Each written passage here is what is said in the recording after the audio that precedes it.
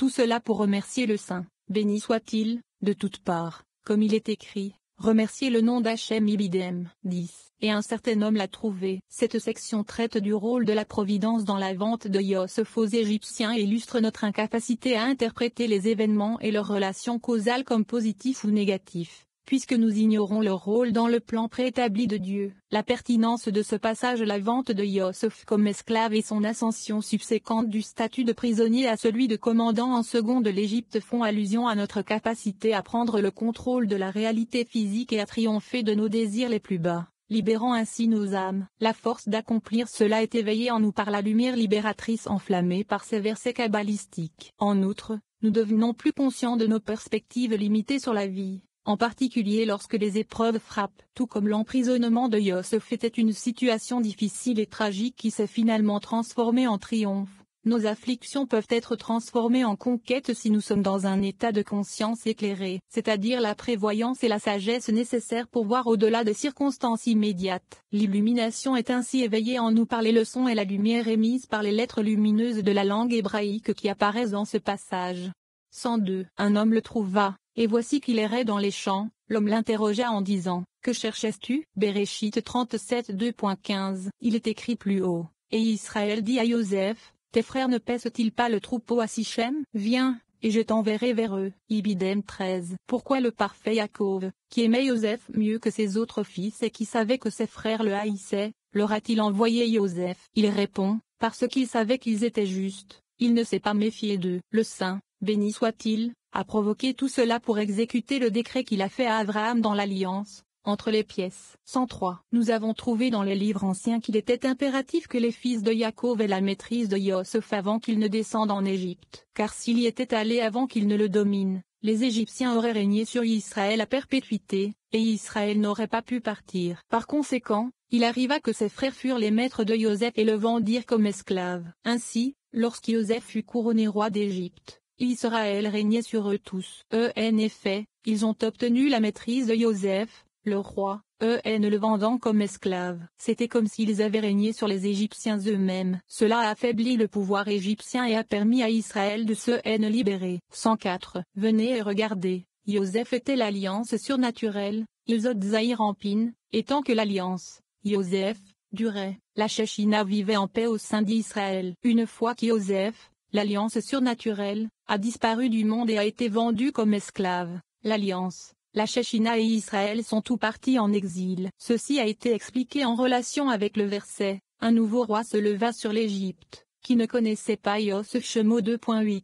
Ceci indique que son rang a été révoqué et qu'il est parti en exil. Le Saint, béni soit-il, a provoqué tout cela. Et tout s'est passé comme cela devait se passer. 105. Et un certain homme l'a trouvé fait référence à Gabriel. Il a été expliqué ici qu'il est écrit, et un certain homme le trouva, et ailleurs il est écrit, l'homme Gabriel, que j'avais vu en vision au début Daniel 9h21. Par analogie, nous apprenons que l'homme de la première sentence est aussi Gabriel, et il est Béréchit 37 2.15, de toutes les manières, pour avoir fait confiance à ses frères, pour avoir cherché la fraternité sans l'obtenir, et pour les avoir cherchés sans les trouver. C'est pourquoi l'homme l'interrogea en disant, « Que cherchais-tu » 11. Je cherche mes frères. Rabbi Yehuda interprète la citation du titre pour indiquer l'association intime de Joseph avec la justice et la Shechina. Il nous montre également comment l'amour durable et la loyauté de Joseph envers ses frères constituent une démonstration humaine de l'amour compatissant de Dieu pour les enfants d'Israël. La pertinence de ce passage. Le drame de l'existence humaine n'est plus qu'une pièce en un acte.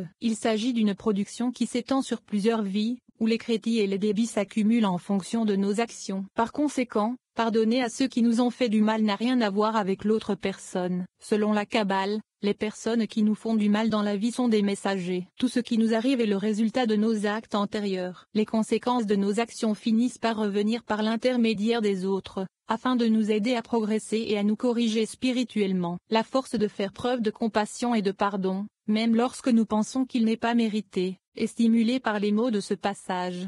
106. Il dit, « Je cherche mes frères. » Et l'homme répondit, « Ils sont partis d'ici. » Rabbi Yehuda a cité le verset, « Oh si tu étais comme mon frère, qui a sucé les seins de ma mère, quand je te trouverai dehors, je t'embrasserai, et personne ne me mépriserait. » Shorachim 8. Ce verset a déjà été expliqué par les amis. La congrégation d'Israël, la Nukva, dit au roi à qui appartient la paix, à Zahir-en-Pin, « Oh si tu étais comme mon frère, comme Joseph l'était pour ses frères. » Joseph leur dit, « Maintenant, ne craignez rien, je vous nourrirai, vous et vos petits-enfants. » Béréchit 52.21, et il a pourvu à leurs besoins en temps de famine. C'est pourquoi la congrégation d'Israël a dit à Zahir-en-Pin, « Si tu étais comme mon frère, comme Joseph l'était pour ses frères. » 107. Selon une autre explication de « si tu étais comme mon frère, Joseph », Yosod, dit cela à la Shechina, à laquelle il s'est joint et à laquelle il s'est attaché. Point qui a sucé les seins de ma mère, signifie que quand elle recuit du mochin de Emma, il y a amitié et unité entre eux. Je te trouverai dehors, en exil dans un pays étranger, je t'embrasserai, pour fusionner son esprit avec le sien.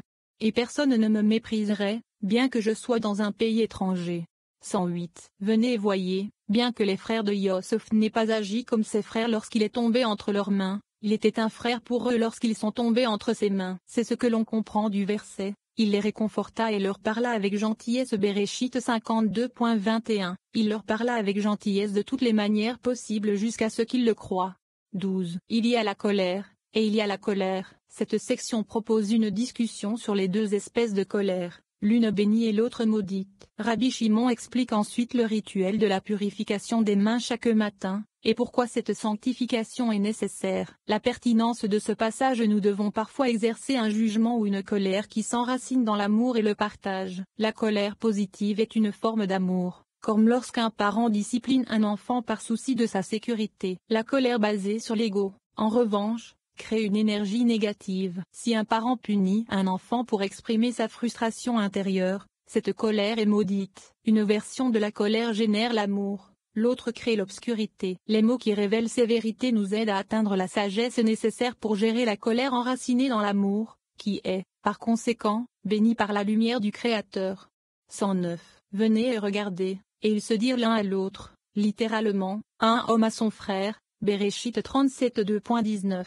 Il s'agit de Shimon et de Lévi, qui étaient frères à tous égards, car ils venaient tous deux du côté du jugement sévère, et leur colère était une colère meurtrière, comme il est écrit, maudit soit leur colère, car elle était féroce, et leur courroux, car il était cruel. Béréchit 49.2.7.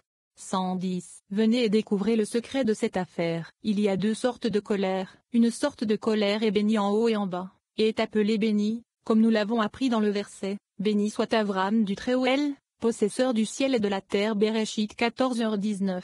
Il a déjà été expliqué que bien qu'Abraham ait été engagé dans la guerre et a tué des gens, il a été dit de lui, béni soit Avram, car il a sanctifié le nom du ciel le faisant. Une autre sorte de colère est maudite au-dessus et en dessous, et nous avons appris qu'elle est appelée maudite, comme il est écrit, tu es maudit par-dessus tout le bétail. Béréchit 3:14, et maudite soit leur colère. 111. Deux montagnes reposent sur ce mystère, comme il est écrit, tu mettras la bénédiction sur le mont Gerizim, et la malédiction sur le mont Eval de Varim. 11h29. Ils correspondent aux 2 degrés, l'un appelé béni et l'autre maudit. De ces montagnes aussi, l'une est appelée maudite et l'autre bénie. Shimon et Lévi sont du côté du jugement sévère, et c'est de ce jugement sévère et rigoureux qu'est issue la colère maudite, qui est appelée maudite.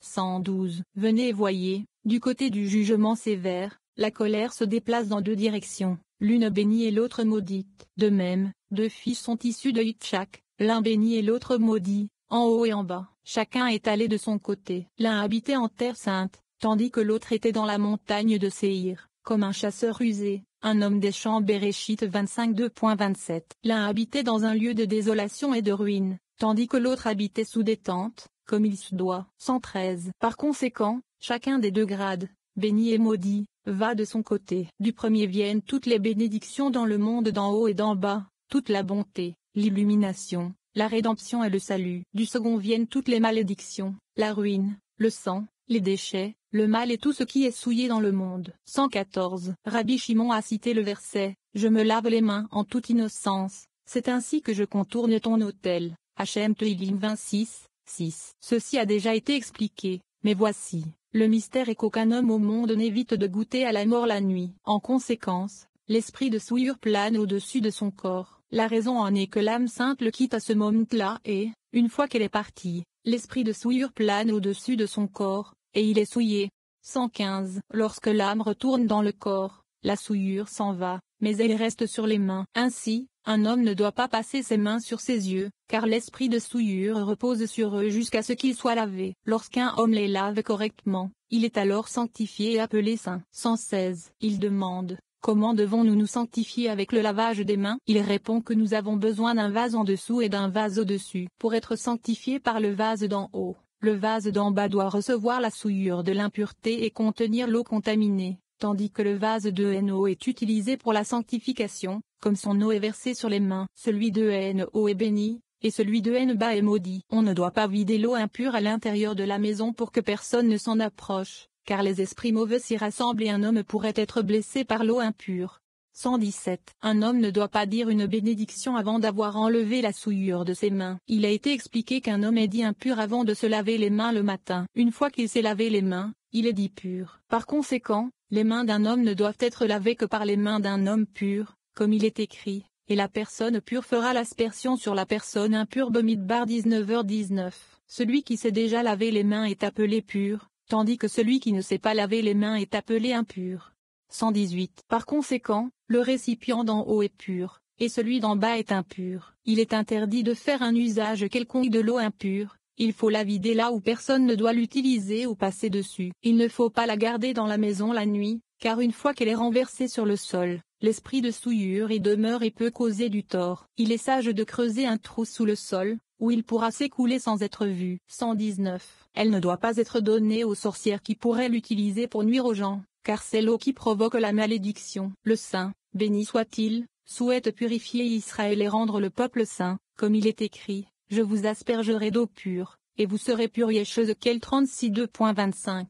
13. Cette section s'ouvre sur une description des riches récompenses de l'étude de la Torah, à la fois dans ce monde et dans le monde à venir. Ceux qui négligent l'étude, nous dit-on, sont punis. Comme le souligne Rabbi Yehuda, les enfants d'Israël ont été exilés de la Terre Sainte parce qu'ils ont abandonné la Torah. La discussion passe des diverses interprétations du puits vide aux actions des frères de Joseph, y compris le repentir et la rédemption de Reuven, la punition d'Yaakov et la destitution de Juda en tant que roi de la tribu. La pertinence de ce passage. Les concepts kabbalistiques de la rétribution ne sont pas basés sur un créateur qui distribue des pénalités et des récompenses. La lumière du créateur est une force divine dont les seuls attributs sont le partage et la bonté. On peut la comparer à un courant électrique, qui peut apporter la lumière à une ville, ou être destructeur si nous mettons négligemment un doigt dans une prise murale. C'est notre libre arbitre qui détermine si nous court-circuitons, recevoir une punition, ou si nous allumons l'interrupteur, obtenir une récompense. La Torah est un plan qui nous montre comment l'univers est câblé, afin que nous puissions exploiter les forces spirituelles de manière positive et productive. Cette sagesse et cette illumination nous parviennent à travers le câblage complexe des mots qui composent ces passages, et la lumière spirituelle qu'ils émettent.